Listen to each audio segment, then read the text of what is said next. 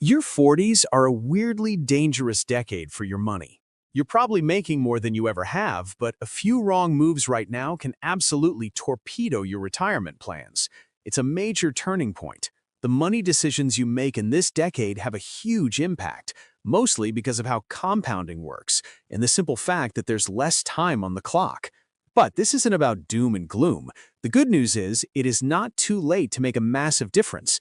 In this video, I'm going to walk you through the 5 biggest money regrets people have in their 40s and the simple shifts you need to make to build a wealthy, worry-free future.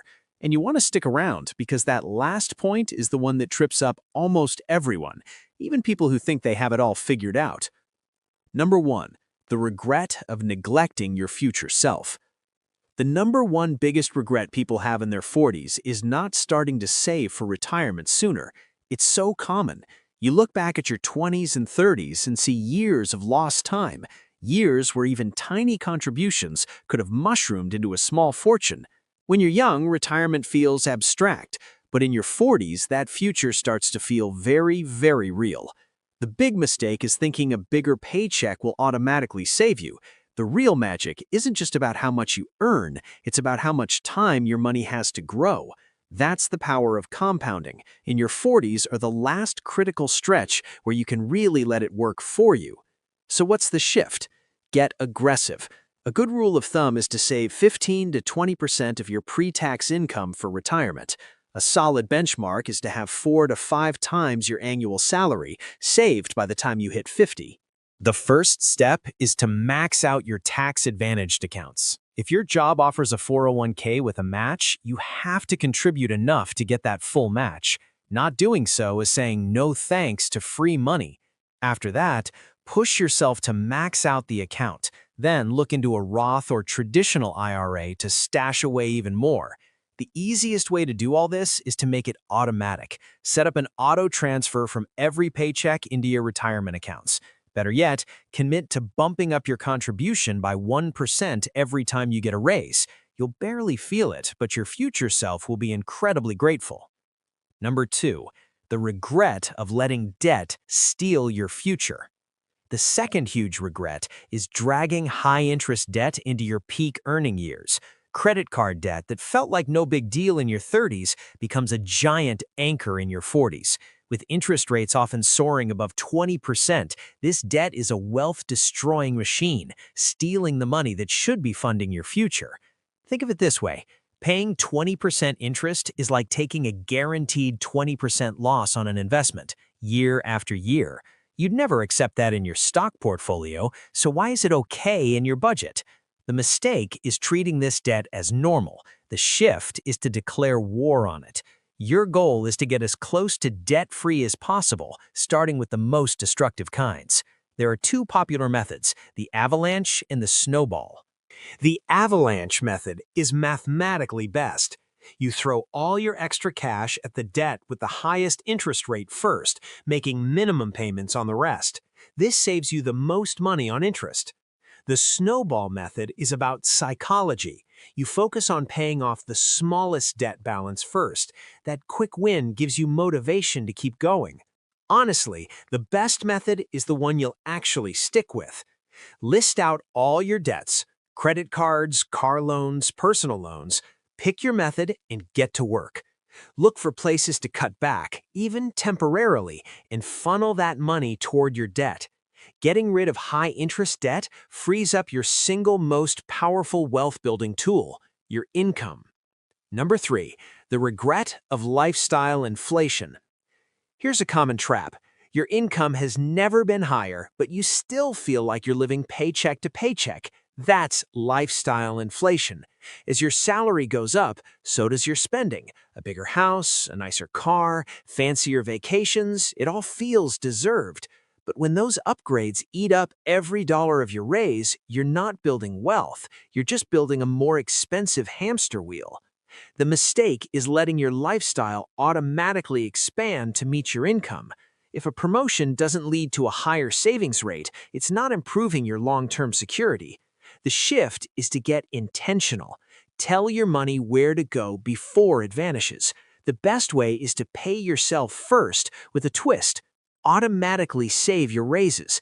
The next time you get a pay bump, before that money hits your bank account, log into your work portal and increase your retirement contribution by a big chunk of that raise.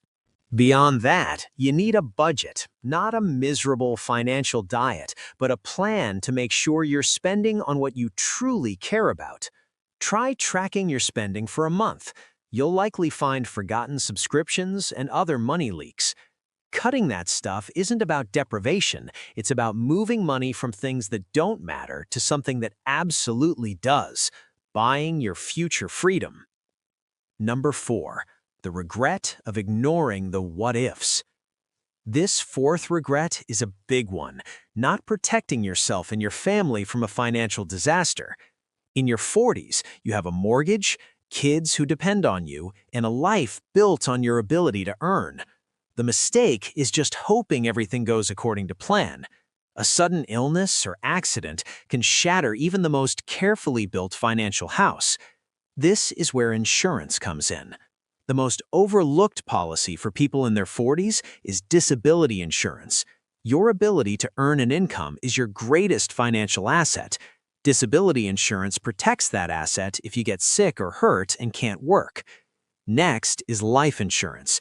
If anyone depends on your income, you need it. Term life insurance is usually affordable in your 40s and provides a critical safety net. It can cover the mortgage, future college costs, and daily life for your family. Finally, you need an estate plan. This isn't just for the super rich. If you own a home, have savings, or have kids, you need a plan. At a minimum, this means a will that says who gets your assets and who would care for your children. Without one, you're leaving those huge decisions to the courts, a long, expensive, and heartbreaking process for your loved ones. The shift is to see insurance and estate planning as essential protection for the life you're working so hard to build.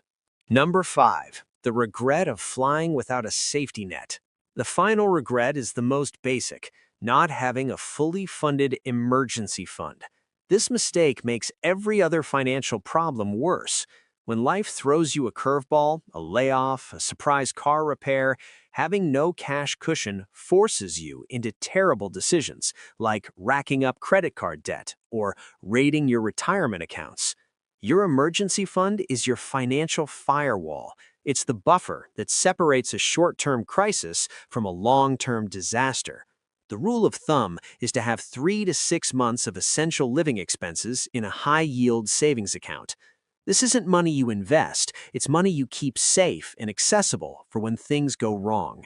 If you don't have this, building it is your top priority. Start small if you need to. Set up an automatic transfer of $50 or $100 from every paycheck.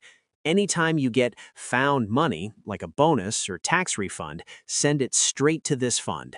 The shift is to see your emergency fund not as money that's just sitting there, but as the foundation your entire financial life is built on. It gives you the peace of mind to invest with confidence, attack debt, and handle any storm that comes your way. Your 40s don't have to be a financial danger zone. They can be your launching pad. It all comes down to a few smart shifts. First, get serious about retirement and let compounding do the hard work. Second, declare war on high-interest debt to free up your income.